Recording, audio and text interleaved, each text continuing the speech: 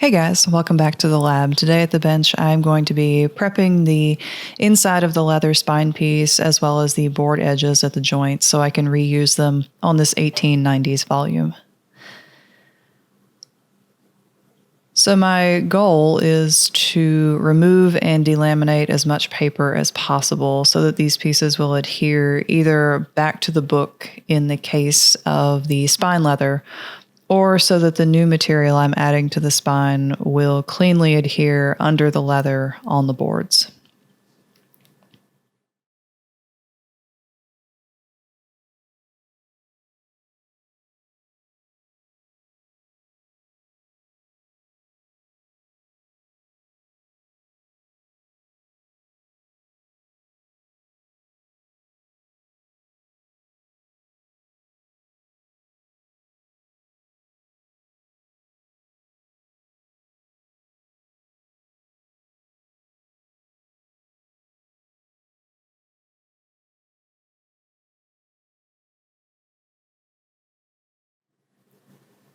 So I'm taking my time and I'm assessing this area between the back board and the spine. There's a cloth strip inside the book at the joint, and I don't want to cut it.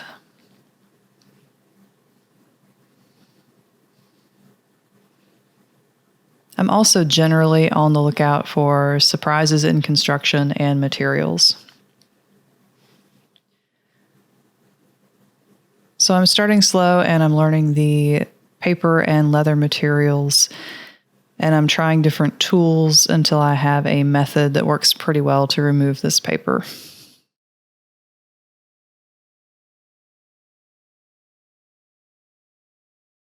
So I can tell there's an air pocket on either side of these false decorative raised bands. So I'm sure to pull this unattached paper because it might pull loose when I go to readhere the spine to this book. And it may happen soon after the treatment or it may happen a few years from now, but I would like to avoid that.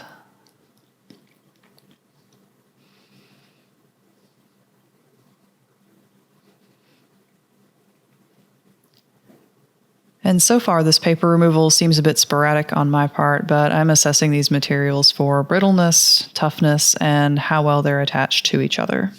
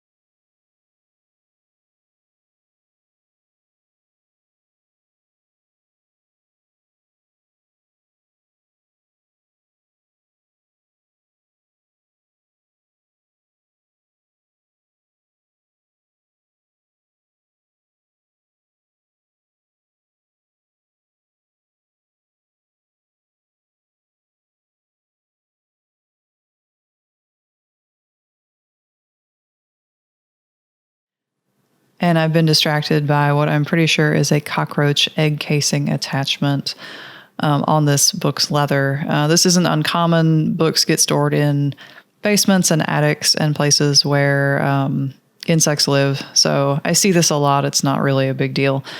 But I also kind of enjoy removing these.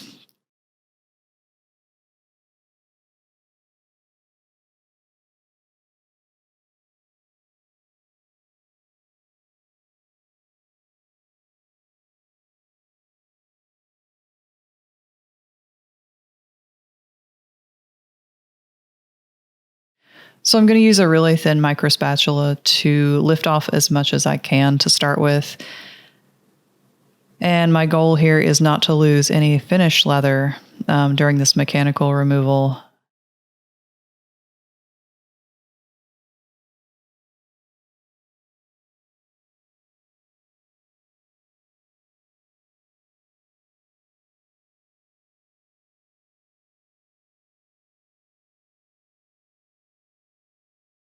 And I'm just checking to make sure that what's left of this egg casing attachment is even with the leather grain, because I can remove it later with something else that gets down in the leather grain. But I don't want to like be digging in there with the micro spatula because there's kind of no point in that. I might damage the leather.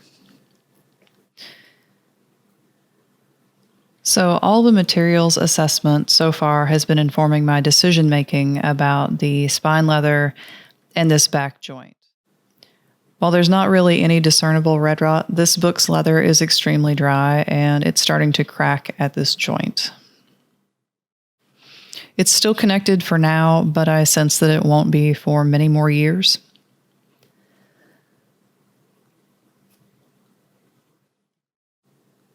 If I don't cut these two apart, the front joint will open very easily and the back joint won't want to open very easily at all, and this will put kind of an uneven strain on the spine of this book. And I always take into consideration future use of the books that I work on. This client, his goal is to keep this book intact, and he just wants it together on a shelf, and he says it won't be used very often. However, sometimes the opposite happens where a book is broken and everybody can see, oh, this old book is broken. I don't really want to handle it much. And then the book is repaired and it actually sees a lot more use than it did before. And so my concern is that this book will see more use in the future. And if it opens unevenly, then the backboard is likely to come off at some point. So given the condition of this leather and the unequal strain it would put on the opening and closing of this book, I would need an excellent reason not to separate these two pieces, and I just don't have it at this point. So I am taking my scissors and cutting against the board at the joint, but I'm very careful not to cut that fabric strip that connects the paste down to the end sheet, because if you'll remember on this book, those are still attached with that fabric strip and they're still one unit, and I would like to leave them that way and not damage that connection point.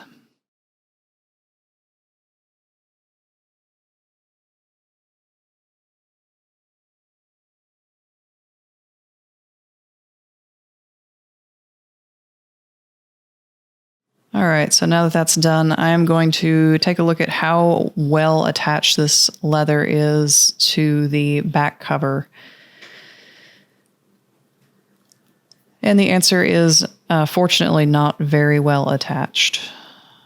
And the boards have these nicked corners at the joint, and that was a style that was common to allow the leather to kind of fold more easily. It allowed the leather more space at the head and tail of the joints, the top and bottom of the covers.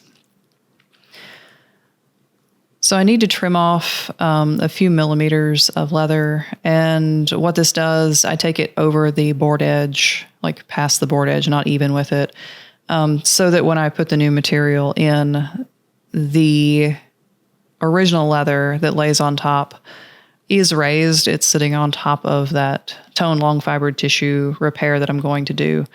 But if I cut in a few millimeters, then that original leather edge is not as like pickable. It doesn't catch as easily with handling fingernails, sliding across tables, that kind of thing. And like I said, this leather is really dry, so I'm taking my time cutting this first board because I want to watch how the leather behaves when I cut it. I don't want it to tear or for a bunch of that finished leather to pop off as I'm cutting.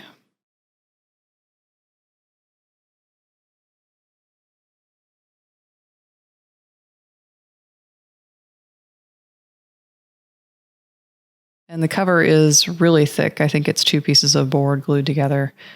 And so at the head and tail, the top and bottom of this cover, the boards actually slope down towards the table.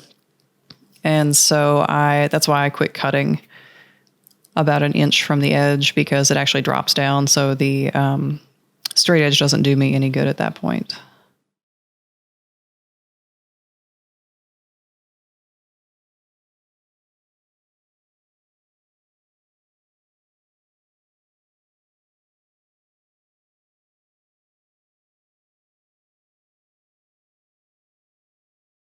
All right, so I've trimmed out the straight line, and now I'm going to work on the turn ends for this book, trimming them out.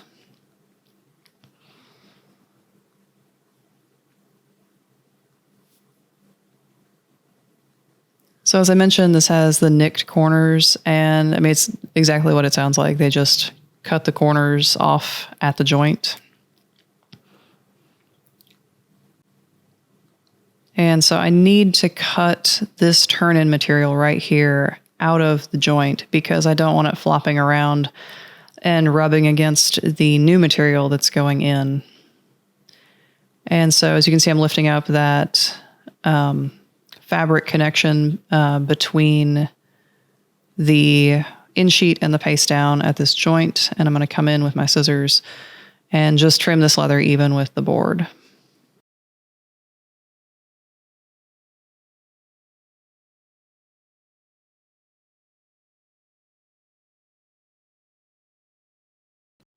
And hold it so it doesn't pop and potentially burst. I want a nice, as neat as possible cut. And I'll go in the future actually and take out a little more material, but for the time being, I just need it even with this board edge.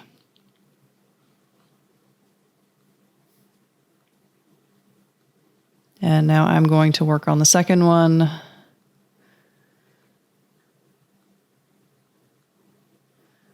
And as you can see, that fabric is slightly torn. It's pretty delicate, so it will hold up to me pulling on it because it's not very well adhered, fortunately, but it is fairly fragile. So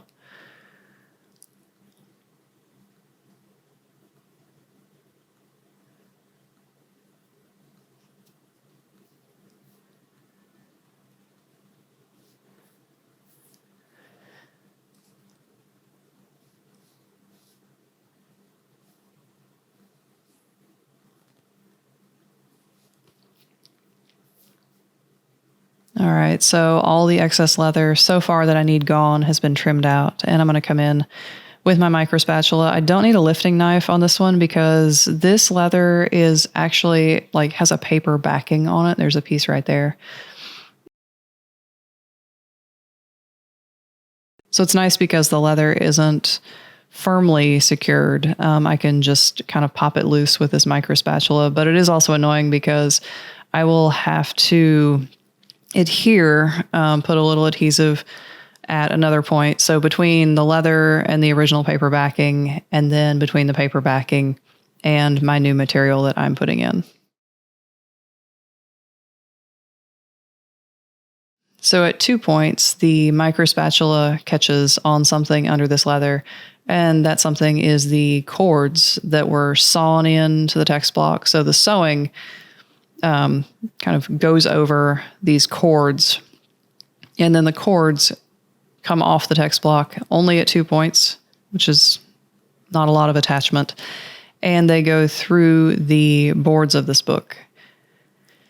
And so those will have to be addressed because I will have a hard time gluing the new material, the overhanging linen lining and the tone long fiber tissue up under the leather. If those lumps are there, it will catch the new material.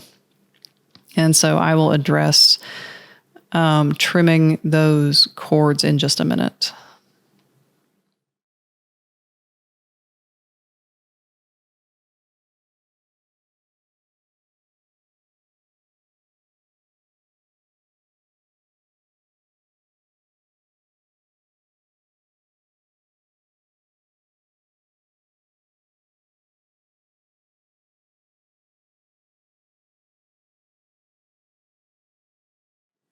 Okay, so there is one of those. They look like little bumps, but they're actually cords, as you can see right there. And they go, like I said, they go through a hole in the board originally, and they're what held the board on to the text block before the leather went on this book. So they are the attachment point, and they, like I said, held the boards in place while the leather was being applied. So I'm going to take a knife and cut off the part that is sticking out because, like I said, it will cause me problems later if I don't go ahead and get rid of it.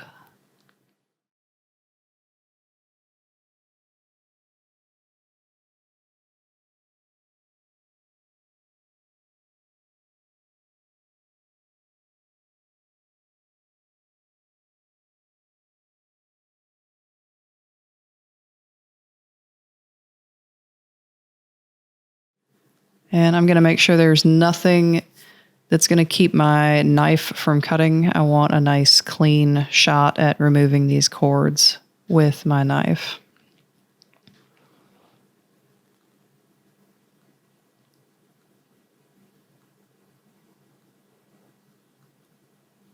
All right, and there's the second one gone.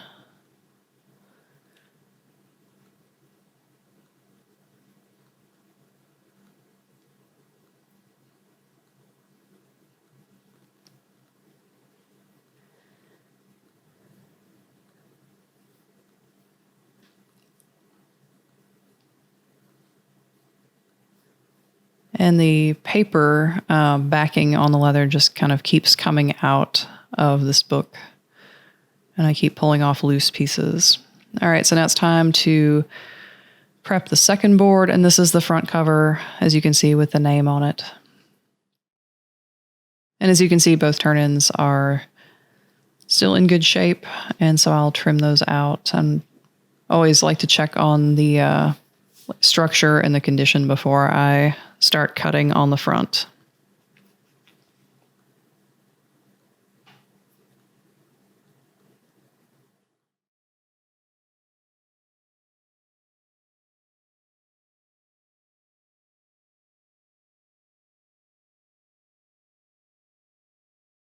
And my concern here with the scissors is that I might not know exactly where the front of this board is, and I just want to make sure that I make this cut in a straight line. So I'm just double checking to make sure I know where the board edge is because it was a little tricky to tell. So now I'm going to trim out my straight line on the flat surface.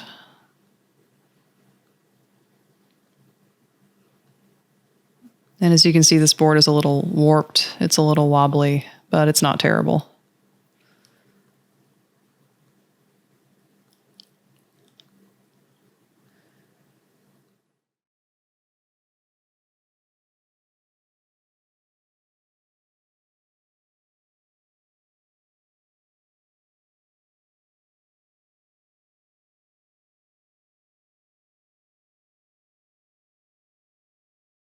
And I've decided to tackle the slanted part of the front of the board with the scissors on the front cover.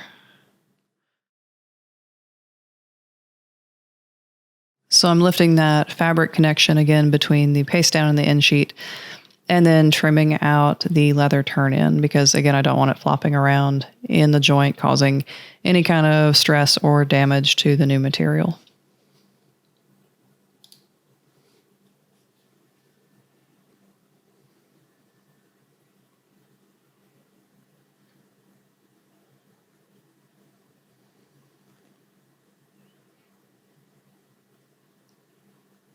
And that paper lining on this side is also causing me some hassle and coming loose. And as it does, I'm removing, and I'm even kind of blowing out the up under the leather there.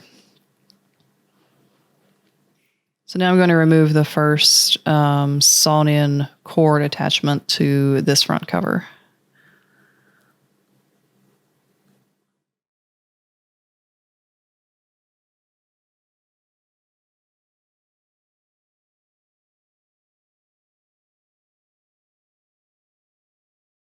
And there was some board balled up in there too, so I pulled that out with tweezers.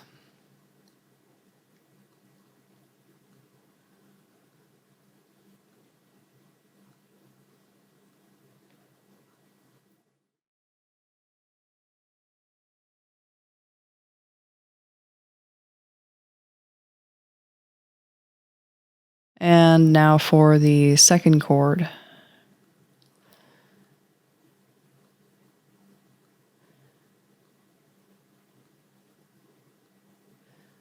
And I'm just trying to make sure, again, I have a clear shot.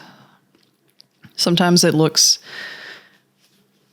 like if the leather is really sits close, sometimes I like to check and make sure that there's no impediments. The first cord, you could see like a big gap. There wasn't a lot in the way there.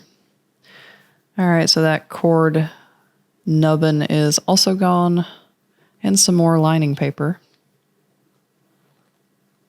And there's no point in leaving this stuff in the way because it can only cause me problems when I go to attach this board later.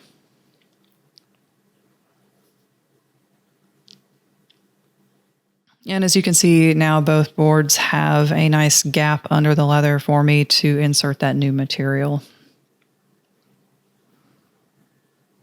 All right, guys. Well, I hope you enjoyed watching this episode. And in the next episode, we will be cleaning the spine, attaching the first spine lining, and I'll also be addressing some damage to pages in the text block. So don't forget to ask me any questions you have below, and you can subscribe to show the lab some love. Thanks for watching.